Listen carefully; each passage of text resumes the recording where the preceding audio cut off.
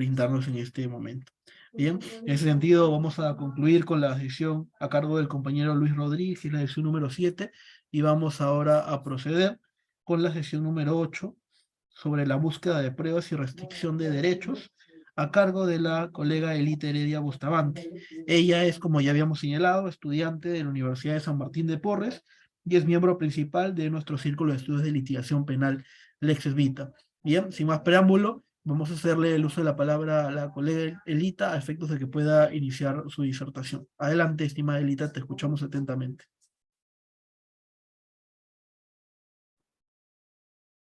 ¿Se me escucha? Buenas noches. Sí, se te escucha correctamente, Elita. Gracias, doctor. Buenas noches con todo al grupo Lexes Vita.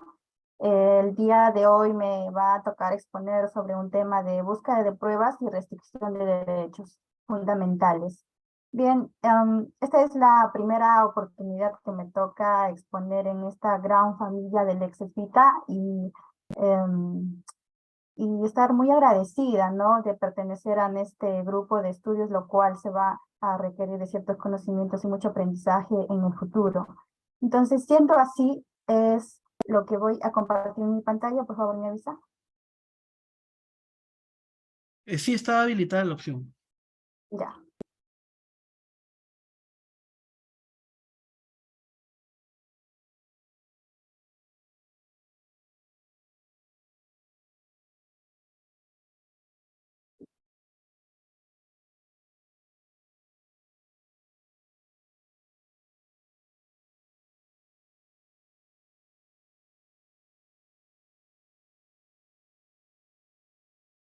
¿Se puede visualizar? Correcto. Ya, está bien, gracias. Bien, en esta oportunidad voy a ahondar sobre la búsqueda de pruebas y restricción de derechos fundamentales. Bien, como primer punto voy a señalar sobre la búsqueda de pruebas, que en este sentido comenzaré con un breve concepto que se realiza sobre los delitos vinculados al crimen organizado, en estos actos de corrupción de funcionarios donde el Ministerio Público es el titular de la acción penal encargado de la búsqueda y atención de los elementos de comisión conjunta, y eso se hace también conjuntamente con la Policía Nacional del Perú. Entonces, en ese marco de actuación, la búsqueda de la prueba es un conjunto de medios legítimos que permite a la ley procesal para poder aportar información respecto al esclarecimiento de los hechos, claro, y con el objetivo de obtener la verdad. Siendo así, la búsqueda de pruebas está regulado en los artículos 202 y 241 de nuestro ordenamiento jurídico. Entonces, nuestro proceso penal tiene una dicotomía, ¿no? Que por un lado nos dice que esta eficacia se exige. ¿Qué quiere decir con eficacia? Que la investigación, que se puede obtener un resultado sobre la investigación, lo realiza el fiscal. Por otro lado, está la garantía al respeto y a los derechos fundamentales del imputado. Entonces, es por ello que se debe cumplir o que se debe buscar el equilibrio entre la eficacia y las garantías del derecho.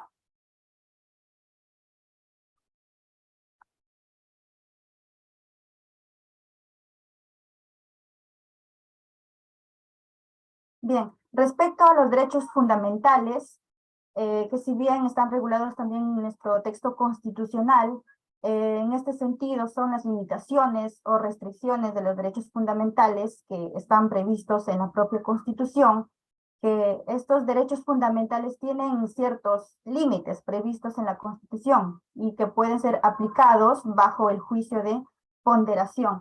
También el Tribunal Constitucional, en este caso, ha establecido que los derechos fundamentales no son absolutos, sino que estos son relativos, son dinámicos, no son estáticos. Por ejemplo, está el derecho a la inviolabilidad de domicilio, entre otros. También están las limitaciones o restricciones de rango constitucional, que lo menciona la propia Constitución. Pues en este sentido hablamos del derecho secreto a la inviolabilidad de comunicaciones y documentos privados. Esto quiere decir que también se puede restringir, es decir, que para poder restringir este tipo de derechos se requiere de una previa autorización judicial. Eso es importante. También el derecho y el secreto bancario y la reserva tributaria, bajo el artículo 2, inciso 2 del texto constitucional. También está el derecho a la inviolabilidad del domicilio, en su artículo 2, inciso 9 del texto constitucional. Bien, también la Constitución pues nos menciona de que estos derechos fundamentales contemplan expresamente supuestos de limitaciones o restricciones de derechos a ser formulados por la ley. Por ejemplo, están las excepciones a la inviolabilidad de domicilio.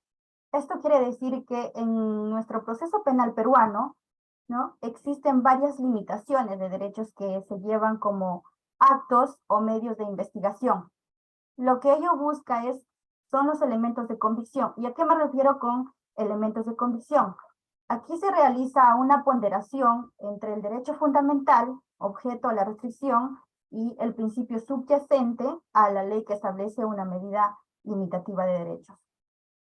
A su vez, esto quiere decir que todo lo que se recabe, ¿no?, indicios, que pueden ser datos, pueden ser documentos en la etapa de investigación, que si bien se hacen en las diligencias preliminares y en la preparatoria propiamente dicha, se denomina elementos de convicción, ya que tiene la finalidad de vincular con una persona en la comisión del delito.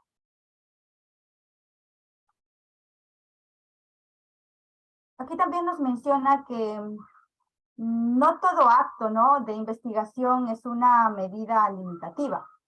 Esto es porque existen dos tipos, sí, llamemos dos tipos de actos de investigación que realiza el Ministerio Público. Uno es que estos actos de investigación en las diligencias preliminares y en la preparatoria, esto que no requiere de la autorización judicial, como puede ser, por ejemplo, la declaración testimonial, puede ser pericias contables, puede ser pericias grafotécnicas, de balística, entre otros. Y por otro lado, está el tipo de los actos de investigación que realiza en este caso el Ministerio Público, y ellos sí requieren una autorización judicial, claro, siempre y cuando se afecten los derechos fundamentales, ¿no?, de la persona. Por ejemplo, para realizar actos de allanamiento o interceptación telefónica para obtener la información del secreto bancario, se requiere la autorización judicial.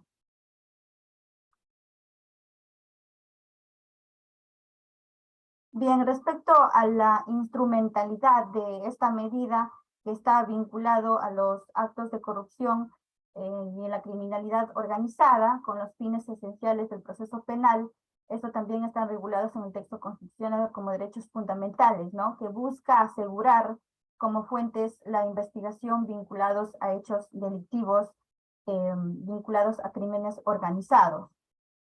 Claro, está dotado con un fin constitucionalmente legítimo, ¿no?, porque garantiza el respeto al propio derecho fundamental a efectos que no sea objeto de una restricción arbitraria, digamos. Bien, respecto a los requisitos de los derechos fundamentales, también está como en primer medida la legalidad. Esto resulta constitucionalmente posible, ¿no?, salvaguardar los derechos fundamentales, que se ha pronunciado también el texto o el Tribunal Constitucional, mencionando de que toda restricción de derechos fundamentales debe encontrarse legalmente prevista en la Constitución o en el Código Penal, ¿no?, propiamente dicho. Pues en este sentido, la ley debe estar expresamente con los fines cuya consecución se presente con la medida restrictiva, por ejemplo, o en la existencia del principio de proporcionalidad. También aquí lo que se debe tener presente, los presupuestos o requisitos que proceda esta medida. Entonces, no se puede adoptar medidas que no se encuentren reguladas en la propia Constitución o también en la ley penal. Respecto al principio de jurisdiccionalidad, pues aquí se requiere también de la autorización judicial cuando los medios técnicos de investigación en una videovigilancia, por ejemplo, se realicen en el interior de inmuebles o lugares cerrados. Es decir, pues se requiere autorización judicial para realizar estos actos de investigación, que también existen actos de investigación que puede realizar el Ministerio Público y la policía también, pero cuando estos sean urgentes. Pero estas deben ser puestas al conocimiento del juzgador, pues en este caso la decisión lo tiene el juez de investigación preparatoria. Así que cuando nosotros veamos un allanamiento o detenciones preliminares, eso es que han sido dispuestas por el órgano jurisdiccional, no por el Ministerio Público. Bien, entonces, la limitación o afectación de un derecho fundamental solo lo hace el juez. Respecto a la intervención indiciaria, pues también está regulado en nuestro Código Penal con base al artículo 203, inciso 1, por ejemplo, en el caso de la medida de allanamiento y registro, también otro ejemplo, que el juez, para autorizar las pesquisas o registros en una entidad de sistema financiero, se requiere pues verificar que existan fundadas razones para proceder con base al artículo 253, inciso 3. También otro ejemplo respecto a los delitos de crimen organizado. Esos delitos de crimen organizado también están con base a los actos de corrupción de funcionarios, ¿no? Que también en esa gran medida están legitimados y también donde se vulneran los derechos fundamentales. Entonces, en los delitos de crimen organizado, que existe el tema, por ejemplo, de videovigilancia, corrijo, que existe el tema de videovigilancia, también la interceptación telefónica, que nos dé como dato indiciario de que puede acreditar, ¿no?, esta persona que forma parte de los actos de corrupción. Entonces, para adoptar toda medida de restricción, se requiere de suficientes elementos de convicción. Entonces, esto es importante porque la suficiencia de elementos de convicción va vinculada al momento en que se solicita la medida. O sea, es decir, no es lo mismo una medida que se solicita en diligencias preliminares que se solicita luego durante la investigación preparatoria. Es por ello que la Corte Suprema, a través de la sentencia plenaria casatoria número 1/2017, referida al delito de lavado de activos, pues introdujo entre sus fundamentos los grados de sospecha que se requiere durante el proceso penal, ¿no? Que son 4 grados de sospecha.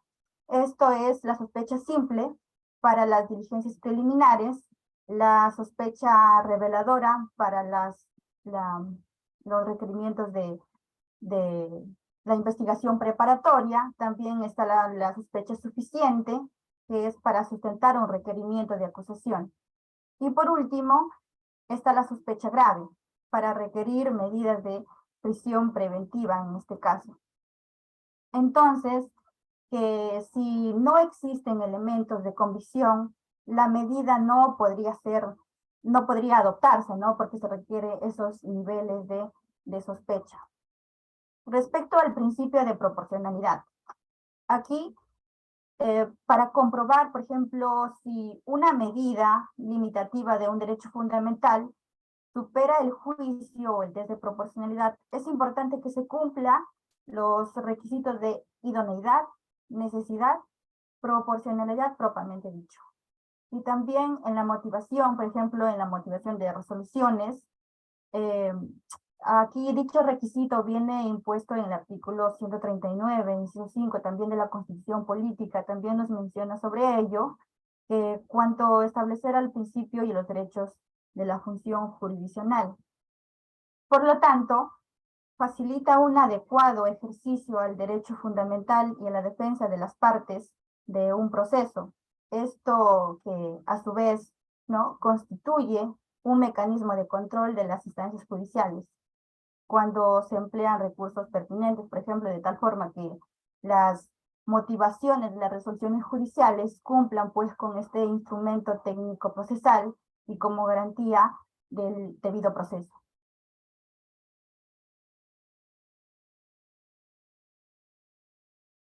Bien, acá también vamos a mencionar respecto al tema de videovigilancia, con su base artículo 207 del Código Procesal Penal, que menciona que las investigaciones por delitos violentos, graves o contra organizaciones delictivas.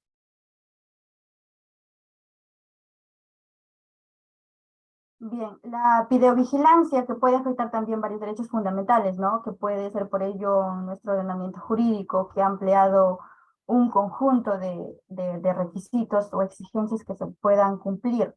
Esto es que la videovigilancia en cierta medida lo va a realizar un efectivo policial. ¿Esto qué quiere decir? Que un equipo de inteligencia, pero para que realice esa videovigilancia tiene que existir previamente una disposición fiscal o una autorización judicial.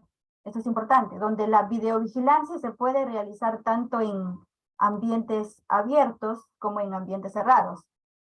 En sí, la característica que lo va a diferenciar de uno al otro es que, por un lado, para el tema de videovigilancia en ambientes cerrados, será necesario, o mejor dicho, será necesario y obligatorio la autorización judicial.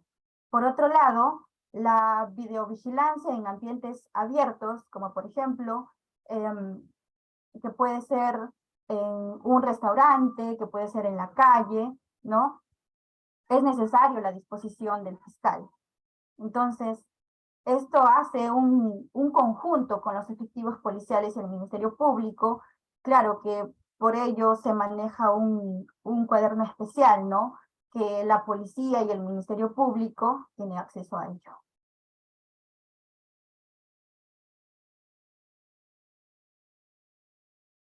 Bien, sobre las clases de videovigilancia, pues tenemos la videovigilancia preventiva, que está referido al tema de seguridad ciudadana, y también está la videovigilancia como medio de investigación.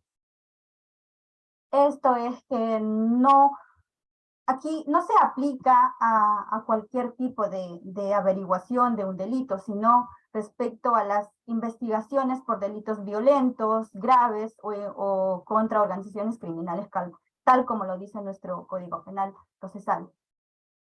Y también que se puede realizar por el propio fiscal o por la fiscalía previa orden del Ministerio Público, ¿no? Pues en este sentido, la investigación, por ejemplo, la de criminalidad organizada vinculados al actos de corrupción de funcionarios, este medio de investigación no lo realiza cualquier efectivo policial, sino tener presente que si no lo realiza el fiscal o la policía especializada. ¿Ya? Respecto a los presupuestos y requisitos de la videovigilancia, pues está la legalidad de la medida con su base legal 207 del Código Procesal Penal, que estos supuestos están establecidos en dicha norma.